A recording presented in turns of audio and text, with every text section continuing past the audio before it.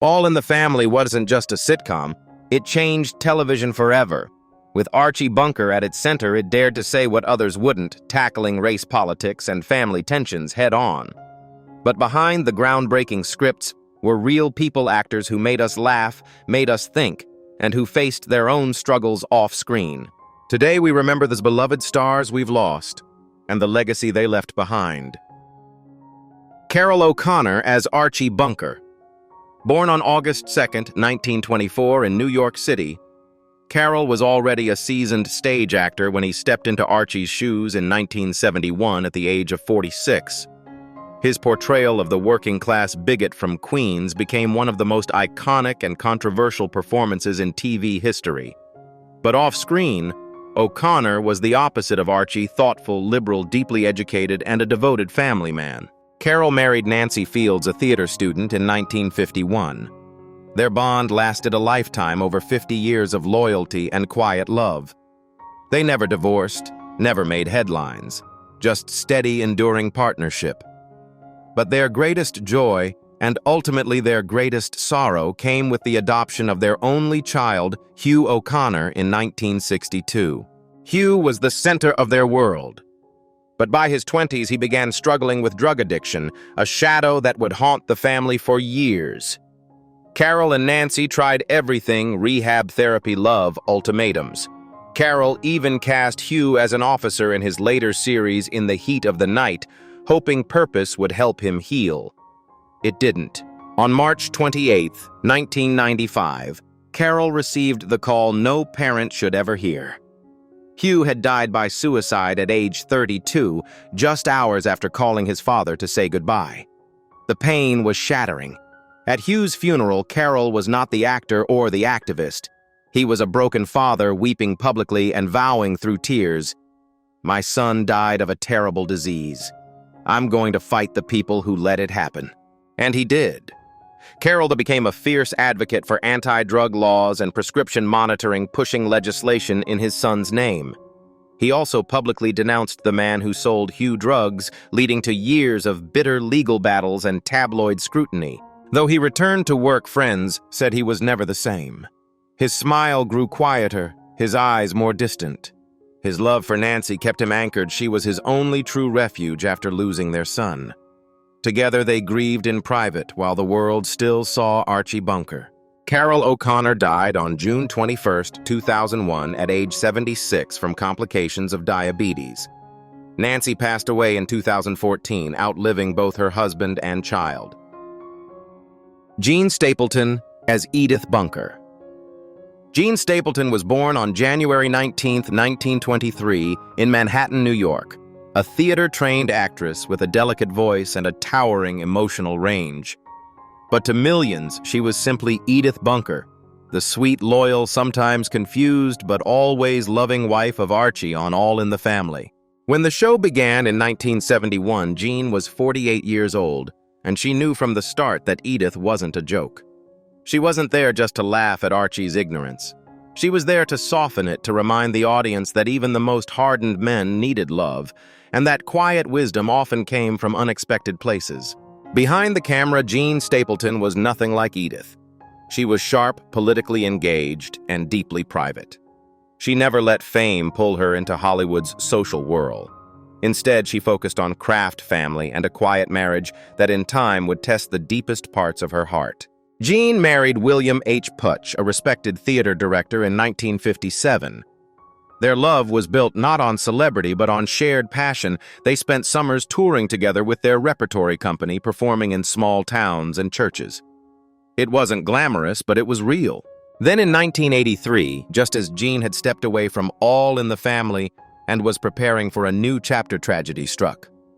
William suffered a sudden heart attack and died while on tour. Jean was left widowed at 60 years old after 26 years of quiet companionship. The woman who had given the world so much light was now shrouded in grief. In the decades that followed, John continued to work on stage and screen, always choosing roles with dignity and meaning. But friends said she never truly recovered from losing her husband. She retreated from the spotlight, spent more time alone, and politely declined most reunion specials or interviews about Edith. She wanted to move forward but never forgot where she came from. Jean Stapleton passed away on May 31, 2013 at the age of 90 from natural causes. Her death was peaceful, surrounded by family, and yet for fans around the world it felt like the loss of a second mother. Mike Evans as Lionel Jefferson. Mike Evans was born on November 3, 1949 in Salisbury, North Carolina, a bright, ambitious young actor who made television history while still in his early 20s. When All in the Family premiered in 1971, Mike was just 21 years old, stepping into the role of Lionel Jefferson, the witty, street-smart black neighbor who constantly outmaneuvered Archie Bunker's prejudice with a smile and a clever comeback. Lionel wasn't angry. He didn't yell. He disarmed Archie with charm and intelligence, and Mike Evans played him with such ease that many thought he was a seasoned actor. In truth, All in the Family was his very first television role. In 1975, Mike made history again when he co-created Good Times, the first sitcom, to portray a black family living in a public housing project. He wasn't just acting anymore, he was helping shape the direction of black representation on TV. Yet as his work grew more meaningful behind the scenes, his presence in front of the camera faded. After appearing on and off in The Jeffersons, a spin-off focused on Lionel's family, Mike quietly stepped back from Hollywood in the 1980s. He had tired of the industry's limitations and turned his focus toward real estate and private business. To fans, his absence was a mystery. To friends, it was simply Mike being Mike, humble, reserved, and uninterested in the spotlight. Mike married Helena Jefferson Evans, his college sweetheart, and they had 2 daughters. It was a quiet life, far from red carpets or magazine covers. But tragedy struck in 2002 when Helena passed away from cancer. The grief devastated Mike, and those closest to him said he was never the same. Just 4 years later, on December 14, 2006, Mike Evans passed away at the age of 57 after a brief battle with throat cancer. He died in his mother's home in California, far from the fame he had once touched and helped shape. Isabel Sanford as Louise Jefferson. Isabel Sanford was born on August 29, 1917 in Harlem, New York, the youngest of 7 children in a struggling family. From an early age, she dreamed of performing even as her mother begged her to pursue something more stable. But Isabel followed her heart and eventually became the first African-American woman to win an Emmy Award for Outstanding Lead Actress in a Comedy Series. By the time she landed the role of Louise Jefferson in All in the Family in 1971, she was already 54 years old, a late start by Hollywood standards. But when she stepped into Louise's shoes, she brought with her decades of life experience, strength, humility, and quiet resistance. As Louise, or Wheezy as George lovingly called her Isabel, was the perfect balance to Sherman Hemsley's loud, over-the-top George Jefferson. While he ranted, she reasoned. While he strutted, she stood firm.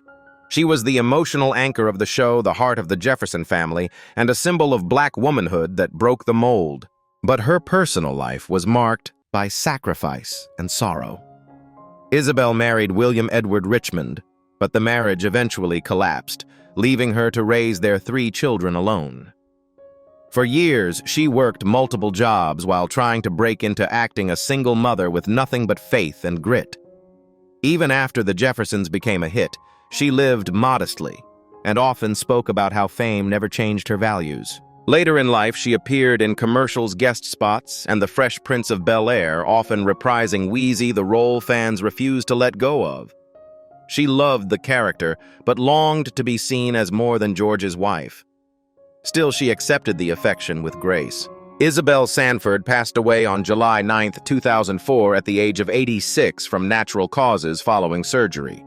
Her passing was mourned by fans across generations, a quiet goodbye to a woman who brought wisdom, warmth, and unwavering class to the screen. Allan Melvin as Barney Hefner. Allan Melvin was born on February 18, 1923 in Kansas City, Missouri, and became one of television's most familiar. That guy faces a master of comedic timing who could make an audience laugh with just a raised eyebrow or a well-placed sigh. To fans of All in the Family and Archie Bunker's place, He'll always be remembered as Barney Hefner Archie's bowling buddy and drinking pal who added heart and levity to the show's heavier themes. Melvin joined All in the Family in the mid-1970s when he was in his early 50s, bringing to the role decades of experience in comedy. Barney was easygoing, slightly henpecked by his wife Blanche, and always ready with a sarcastic remark or an old-school opinion. He didn't argue like Archie. He just went along for the ride, often serving as the mirror Archie never realized he had. Before All in the Family, he was already a sitcom staple playing Corporal Henshaw on The Phil Silvers Show, Sam the Butcher on The Brady Bunch, and voicing beloved cartoon characters like Magilla Gorilla. He also had memorable appearances on Gomer Pyle USMC, The Andy Griffith Show, and Love American Style. Off-screen Allan Melvin was the opposite of a fame seeker.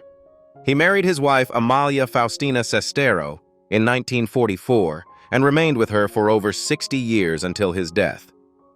He rarely gave interviews and preferred life behind the scenes where he could focus on his work and his family. While his characters were often lighthearted or goofy, friends described him as deeply thoughtful, private, and kind. Allan Melvin passed away on January 17, 2008 at the age of 84 from cancer. He died quietly in his Los Angeles home, far from the spotlight but forever etched in the memories of anyone who ever smiled at his performances. Jason Wingreen as Harry Snowden. Jason Wingreen was born on October 9, 1920 in Brooklyn, New York, the son of Jewish immigrants raised in a modest household during the Great Depression. From a young age, Jason dreamed of becoming an actor not for fame but for purpose. He believed in the craft, the power of voice timing and presence, even if it never made him a household name. Wingreen joined All in the Family in its final seasons and continued into Archie Bunker's place as Harry Snowden, the bartender who took over after the death of Archie's beloved wife Edith. Calm, pragmatic, and quietly wise, Harry served drinks and often perspective to a man in emotional freefall. For Jason, it was a rare chance at consistent television exposure, though his name was rarely front and center. Behind the camera, Wingreen lived an intensely private life. He married but rarely spoke of his personal affairs publicly. Friends described him as polite but guarded, someone who kept his pain and joy closely held. Unlike many of his peers, he never chased fame. He took roles he believed in and walked away quietly when the lights dimmed. In 1980, he was hired to provide the original voice of Boba Fett in Star Wars: The Empire Strikes Back. He recorded the lines in just 10 minutes. No one outside the studio knew it was him. His name never appeared in the credits. And when George Lucas replaced his voice with that of another actor decades later, Jason didn't protest, but those close to him said it stung more than he let on. In his final years, Jason Wingreen lived alone in Los Angeles. His wife had passed. His phone rang less. He no longer appeared at conventions or reunions, but he still watched the industry he loved from afar. He was proud of what he'd built, even if most people didn't know his name. Jason Wingreen passed away on December 25, 2015 at the age of 95 on Christmas Day in quiet solitude. No major headlines, no global tribute, just a small note in the trades and a few fond remembrances by fans who remembered the bartender or the bounty hunter's voice. Betty Garrett as Irene Lorenzo. Betty Garrett, Irene Lorenzo in All in the Family. Betty Garrett was born on May 23, 1919 in St. Joseph, Missouri, and raised by a single mother who worked tirelessly to give her daughter a shot at something bigger. And Betty took that chance with both hands, quickly rising through the ranks of Broadway, before making a name for herself in classic MGM musicals of the 1940s and 50s. With her comedic timing, expressive face, and strong singing voice, she seemed destined to be a household name. In 1951, at the height of her film career, Betty's world was turned upside down. Her husband, actor Larry Parks, was called before the House Un-American Activities Committee HUAC during the Red Scare. Under immense pressure, he admitted to having been a member of the Communist Party years earlier. Though Betty herself was not accused of wrongdoing, she was instantly blacklisted by association. Overnight, the film offers stopped. The phone didn't ring. She became radioactive in an industry built on whispers. The woman once poised to be Hollywood's next big musical star was now seen as a risk. Betty turned her focus to theater teaching and raising her two sons. Her marriage to Larry Parks was far from perfect, marked by political fear, career frustration, and private heartbreak, but they stayed together until his death in 1975. In interviews, she described the years after HUAC as a mix of guilt and resilience. "I lost everything I had worked for, but I gained something too. I survived it with my soul." When she joined All in the Family in the mid-1970s as Irene Lorenzo, Betty was in her mid-50s, a comeback few expected. Her character, a smart and outspoken neighbor married to a kind Italian man, gave her the chance to play a woman who could go toe-to-toe with Archie Bunker. Audiences loved her. She later reprised her comedic spark as Edna Babish on Laverne and Shirley, proving she hadn't lost a step. But the bitterness of her lost prime never truly left her. She often spoke of what might have been the movie roles that disappeared, the Hollywood parties that stopped the betrayal of friends who once praised her. Even her later success couldn't fully erase the ache of being silenced for something she didn't do. In her final years, Betty taught acting, performed in local theater, and became a mentor to young performers. Her heart remained open even if it had been broken more than once. Betty Garrett passed away on February 12, 2011 at the age of 91 from an aortic aneurysm. She died in Los Angeles, still living within reach of the Hollywood dream that once nearly destroyed her. Sherman Hemsley as George Jefferson. Sherman Hemsley was born on February 1, 1938 in South Philadelphia, the only child of a single mother who worked long hours to keep them afloat. Raised in poverty, Sherman escaped through art, music, and theater. He served in the Air Force, worked for the U.S. Postal Service by day, and studied acting by night. For years, he lived modestly, quietly, nurturing a dream few believed possible for a black man of his background in mid-century America. That dream exploded into reality in 1973, when producer Norman Lear cast him as George Jefferson, the loud, ambitious neighbor of Archie Bunker in All in the Family. At the time, Sherman was 35 years old.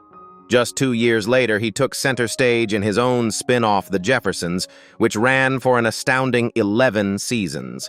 George Jefferson was a firecracker, opinionated, brash, unfiltered, the perfect counterbalance to Archie.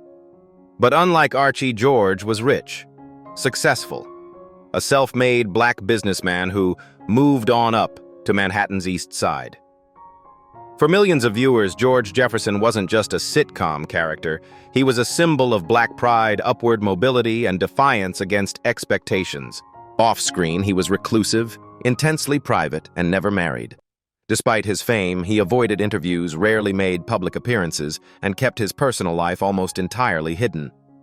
Co-stars described him as shy and soft-spoken, a man who seemed most alive when performing and most uncertain when the curtain fell. He loved psychedelic music, ballet, and progressive rock tastes that surprised many who only knew him as George. He lived alone in El Paso, Texas, in a modest house filled with art books and music. Rumors swirled about his sexuality and private relationships, but Sherman never confirmed or denied anything. He simply asked for privacy and kept his secrets. When The Jeffersons ended in 1985, Sherman continued acting in smaller roles, including the beloved preacher Deacon Fry on Amen. Yet the fame he had once known never fully returned, and truthfully, he didn't seem to want it back. Sherman Hemsley passed away on July 24, 2012, at the age of 74 from complications related to lung cancer. After his death, a legal battle erupted over his estate and burial rights, a final chapter as strange and unresolved as much of his life had quietly been. Danny Dayton as Hank Pivnik. Danny Dayton was born on November 20, 1923 in Jersey City, New Jersey. A classic working actor whose face became familiar to millions, even if his name rarely did. He built a long career on guest spots and character roles, often playing blue-collar guys with wisecracks, grumbles, and hearts of gold. In All in the Family, he portrayed Hank Pivnik, one of Archie Bunker's poker buddies and co-workers. His appearances were brief but memorable, adding realism to Archie's world and grounding the show's heavier themes with working-class camaraderie. When Hank was at the table, audiences saw not just comedy, but the daily struggle and banter of men trying to hold on to dignity in a changing world. Danny stepped into the role in the early 1970s when he was about 50 years old, already a seasoned TV veteran. But unlike many sitcom regulars, he never sought the spotlight. For Danny, acting was work honest, disciplined, and underappreciated. His resume stretched from The Honeymooners and The Mary Tyler Moore Show to MASH, Sanford and Son, and The Dick Van Dyke Show. Wherever a character was needed to add texture, humor, or humanity, Danny was there. He was also a director working on episodes of The Bob Newhart Show and others behind the scenes, though he was rarely credited for the depth of his contributions. Privately, Danny lived a low-profile life. He married once, had no public scandals, and rarely appeared in interviews. Friends described him as dependable, quiet, and fiercely loyal, the kind of man who showed up early, hit his marks, and lifted others without ever asking for applause. He passed away on May 6, 1999, at the age of 75 due to emphysema. His death went largely unnoticed by the mainstream press, no headlines, no retrospectives. But for those who grew up watching All in the Family, his presence is still felt in the laughter around Archie's poker table. Bob Hastings as Tommy Kelsey. Bob Hastings was born on April 18, 1925 in Brooklyn, New York, a true product of the Great Depression, raised in a family where hard work wasn't a choice, but a necessity. From a young age, he gravitated toward performance, first as a singer, then as a voice on the radio. By the time he was in his 20s, he had become a familiar voice across the country, even if no one yet knew his face. In the early 1970s, when All in the Family was at its cultural peak, Hastings joined the cast in a recurring role as Tommy Kelsey, the gruff but likable owner of Kelsey's Bar, where Archie Bunker and his friends gathered to vent, debate, and drink. Bob was approximately 46 years old when he stepped into the role, though not a lead. Tommy Kelsey played an important part. His bar was Archie's second home, a place where the everyday frustrations of working-class men spilled out. And Hastings, with his relaxed delivery and blue-collar charm, made Tommy feel real. He didn't overplay. He didn't steal scenes. He simply belonged. But Bob's life off-screen was far from flashy. He was a World War II veteran, having served as an aviation cadet with the U.S. Army Air Forces. After the war, he carved out a quiet but steady career in radio and television. He voiced characters in Archie Comics radio shows, then transitioned to TV, with roles in McHale's Navy Green Acres and The Munsters. He even played Commissioner Gordon's voice in Batman the Animated Series, a role younger generations knew but rarely connected to his face. Hastings never chased fame, but he chased stability. He married his wife, Joan Rice, in 1948, and they remained together for over 66 years, raising 4 children. Through all the ups and downs of a working actor's life, long stretches between jobs typecasting limited recognition, he never wavered in his devotion to family. He was a father, first, an actor second, but the price of a long career wasn't small.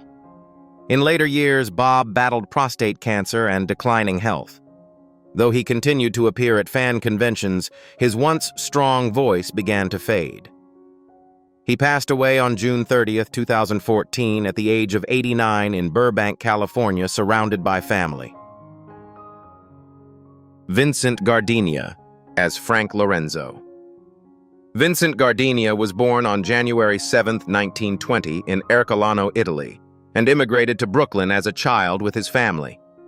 He grew up in a modest neighborhood, raised by parents who ran an Italian-language theater troupe.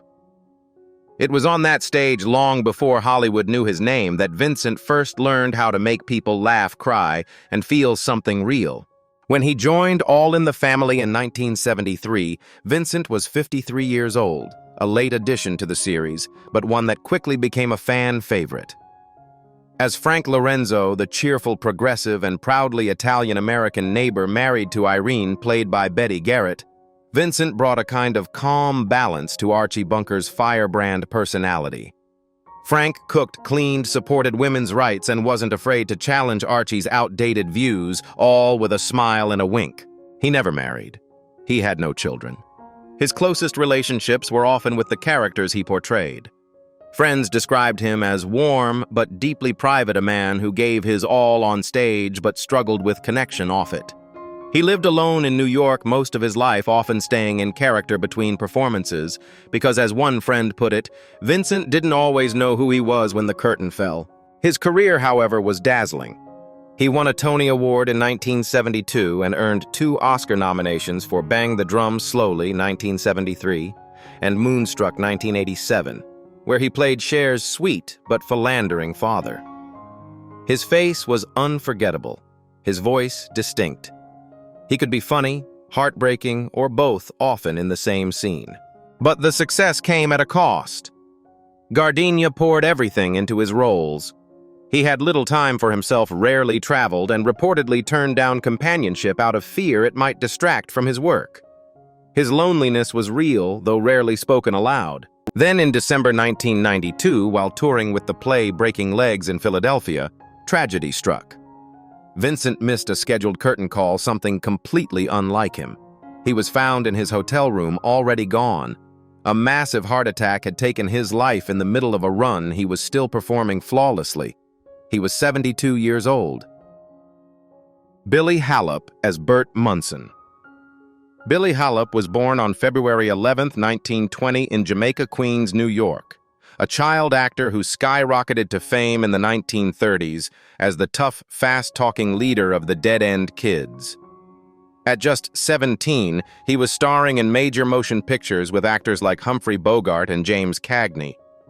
He was charismatic, confident, and considered one of the brightest young talents of his time. After serving bravely in World War II, Halop returned to Hollywood to find that the doors once flung open were now closed. He was no longer the scrappy teen star, just another face in a town that forgets fast. His acting offers dried up. His confidence unraveled. He took on odd jobs just to get by, from cab driver to appliance repairman. In 1971, decades after his prime, Billy was cast as Bert Munson, a recurring character on All in the Family. At that point, he was 51 years old, looking far older than his years due to years of hard living. Bert was a kind, slightly gruff taxi driver who shared drinks and grumbles with Archie at Kelsey's bar. The role was small, but for Halop it was a lifeline, a chance to return, however briefly, to the world that once adored him. But the demons never fully left. Billy battled alcoholism for much of his adult life. He went through 2 failed marriages, both marred by personal instability and addiction. Though he eventually found sobriety and even worked as a nurse's aide in a psychiatric hospital to support himself, his health was already in decline. In a cruel twist of fate, just as All in the Family was giving him a second act, his body gave out. Billy Halop died on November 9, 1976, from a heart attack. He was only 56 years old, though his life had carried the weight of someone much older. There were no grand obituaries. No tributes from Hollywood, just a passing mention and the quiet fading of a voice that once filled movie theaters. They made us laugh. They made us think. And through every moment on screen, they helped change television and us. Though their voices have gone silent, their legacy still speaks. All in the Family may have ended, but the family they built lives on.